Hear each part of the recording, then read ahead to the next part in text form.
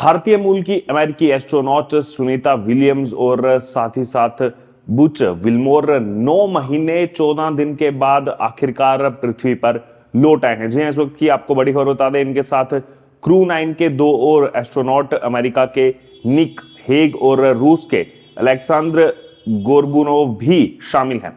उनका dragon spacecraft भारतीय समय अनुसार 19 मार्च को सुबह 3:27 पर फ्लोरिडा के तट पर लैंड हुआ और ये चारों एस्ट्रोनॉट जो हैं वो मंगलवार यानी कि 18 मार्च को इंटरनेशनल स्पेस स्टेशन, जिसको ISS भी कहा जाता है, वहां से रवाना हुए थे।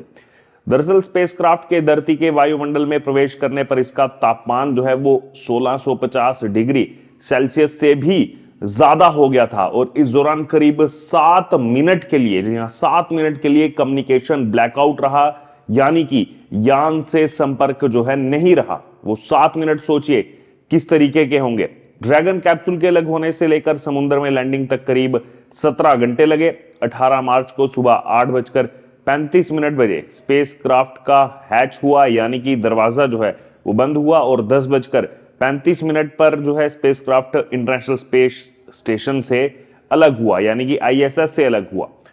19 मार्च को रात 2:41 पर डीऑर्बिट बर्न जो है वो शुरू हुआ, यानी कि कक्षा से उल्टी दिशा में स्पेसक्राफ्ट का इंजन जो है वो फायर किया गया। इससे स्पेसक्राफ्ट की पृथ्वी के वातावरण में जो है एंट्री हुई और सुबह 3:27 पर फ्लोरिडा के तट पर समुद्र में इसकी जो है वो लैंडिंग हुई। सुनीता विलियम्स और बुच विल्मोर जो है बोइंग और नासा के केवल 8 दिन के joint crew flight test mission पर गए थे। केवल 8 दिन का ये ज्वाइंट जो है क्रू फ्लाइट टेस्ट मिशन था। इस मिशन का उद्देश्य बोइंग के स्टारलाइनर स्पेसक्राफ्ट की एस्ट्रोनॉट्स को स्पेस स्टेशन तक ले जाकर वापस लाने की क्षमता को टेस्ट करना था। जी हां, लेकिन आपको बता दें एस्ट्रोनॉट्स को स्पेस स्टेशन पर 8 दिनों में रिसर्च भी करनी थी और साथ ही साथ कई एक्सपेरिमेंट जो हैं वो भी करने थे। लेकिन थ्रस्टर में जो है गड़बड़ी आ गई और थ्रस्टर में गड़बड़ी आने के बाद उनका 8 दिन का मिशन 9 महीने से ज्यादा समय का हो गया था। जी हां, सुनीता विलियम्स की वापसी पर केंद्रीय मंत्री जितेंद्र सिंह उन्होंने जो है प्रतिक्रिया दी और उन्होंने कहा कि गौरव, गर्व और राहत का पल, पूरा विश्व भारत की इस बेटी की सुरक्षित वापसी का जश्न मनाने के लिए एक साथ आया है, जो कि अंतरिक्ष में अनिश्चितताओं को जो है सहन करने के साहस, साथ ही साथ दृढ़ विश्वास और स्थिरता के लिए इतिहास में दर्ज हो गई है। इतना ही नहीं, प्रधानमंत्री नरेंद्र मोदी ने भी एक पत्र लिख के 140 करोड़ देशवासियों की तरफ से जो है वो अपनी फीलिंग जाहिर की। सुनीता विलियम्स की सफल वापसी के बाद नासा ने जो है एक प्रेस कॉन्फ्रेंस भी की और इसमें इलॉन मस्क की स्पेस कंपनी स्पेस एक्स को भी धन्यवाद किया गया। कहा गया कि इस मिशन में कई चुनौतियां थी, लेकिन सब कुछ जैसा सोचा था वैसा ही रहा। दरअसल सुनीता विलियम्स और बुच विल्मोर को स्पेस स्टेशन पर क्यों भेजा गया था, ये भी आपको हम यहां पर बता देते हैं। जैसा हमने थोड़ा सा आपको पहले भी इस बारे में जानकारी दी थी। सुनीता विलियम्स और बुच विल्मोर बोइंग और नासा के ये 8 दिन के joint crew flight test mission पर जो है गए हुए थे, लेकिन उनके साथ यहां पर इतना बड़ा हादसा हो जाएगा, क्योंकि किसी हादसे से यहां पर ये कम नहीं है कि 8 दिन के लिए मिशन पर आप गए हो और 9 महीने 14 दिन के बाद आप वापिस आए हो। जी हाँ, वो भी 9 महीने 14 दिन के बाद ये वापिस आए। हो सकता है और भी लंबा समय इनको वहां पर टिकना पड़ सकता था। कई सारी चीजें चल रही थी बीच में। कभी ये भी खबर आई कि क्या वहां पर वो सकुशल जिंदा रह पाएंगे, नहीं रह पाएंगे। कई सारी चीजें जो है वो लोगों के दिमाग में जो है चल रही थी। जी हाँ, दरअसल 5 जून 2024 की रात को 8:22 पर एटलस 5 रॉकेट के जरिए जो है बोइंग का स्टार लाइनर स्पेसक्राफ्ट जो है वो लॉन्च हुआ था। ये 6 जून को रात 11:03 पर स्पेस स्टेशन पर पहुंच गया था और इसे रात को 9:45 पर पहुंचना था। लेकिन रिएक्शन कंट्रोल थ्रस्टर में उस समय जो है परेशानी आ गई थी, जिस वजह से देरी से पहुंचा। सुनीता और विल्मोर इतने लंबे समय तक जो है स्पेस में कैसे फंस गए, ये भी सवाल आप लोगों के मन में जो है चल रहा होगा। दरअसल स्टारलाइनर स्पेसक्राफ्ट के 28 रिएक्शन कंट्रोल थ्रस्टरों में से 5 फेल हो गए थे। 1 2 भी नहीं बल्कि 5 फेल हो गए थे और 25 दिनों में 5 हीलियम जो है वो भी लीक हुए। हीलियम प्रोपेलेंट को थ्रस्टर तक पहुंचाने के लिए जो है एक बहुत अहम रोल निभाता है और ऐसे में स्पेसक्राफ्ट के सुरक्षित रूप से लौटने पर चिंताएं थी कि स्पेसक्राफ्ट वापस लौट पाएगा या फिर नहीं।